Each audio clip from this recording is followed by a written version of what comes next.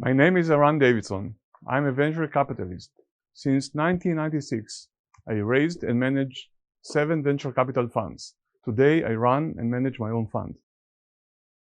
After investing in over 120 companies, I want to believe that I am an expert, that my success is directly related to careful selection of companies, long due diligence process, and careful, wise analysis of every opportunity. Well, I'm not so sure about it anymore. Let me give you 3 examples.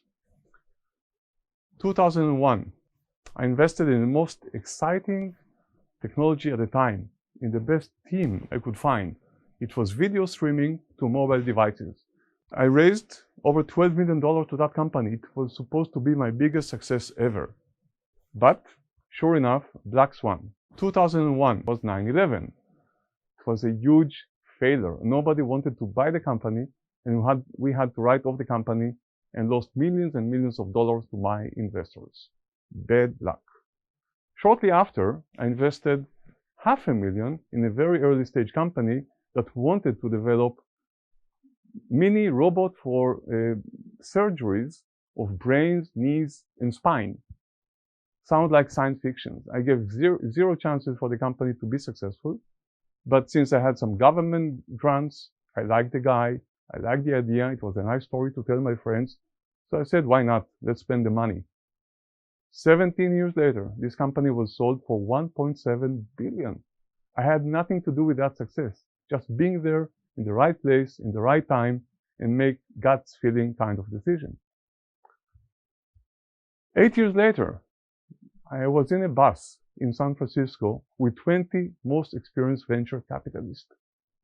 These guys and me were looking and watching different pitches of startups. A guy came into the bus and he gave us a 5-minute speech about his idea of connecting limousine drivers with some passengers, occasional drivers, passengers in the street, using location-based services on a mobile phone. Nobody really got the idea how to make money out of it and what to do with it, so nobody invested in that company. This company today is valued at $55 billion. $500,000 back then would have been $5.5 billion today. The guy that pitched us in the bus was Travis Kalanick, the founder of Uber. None of us took this opportunity to invest in that company. Tough luck. What is common to all these stories and many more? Is it right to say that venture capital strategy is based on luck and chances? I have to admit that the answer is yes. Some of my best success stories in my life as an investor came out of nowhere, were nearly insolvent, very low chances to be successful, yet became the most successful companies in my history, while those which I gave a lot of attention, money, and expectations went bust, and we lost all the money. So what can we learn from that? First, yes, venture capital strategy is based on luck. But what are the chances of being lucky? What are the odds of a venture capital to be successful? Let's start with the choice. We choose 1 out of 150 companies we see in average. So in a year, when we see about 600 companies, we only make 3 or 4 investment decisions. And then, after each very careful choice, we build a portfolio, and only 1 out of 10 of those companies do become successful. So the chances combined is 0.07% of a good venture capital investor to be successful, which means 1 out of 1,500 companies of his choice will be successful. So second question comes to mind, why invest in a venture capital fund? Of course, we do want to be in this business because it's a very good impact we leave around us, we leave behind. We support the most innovative, creative people worldwide, and we help young generations of entrepreneurs to start companies and fulfill your dreams, hopefully also to improve our lives.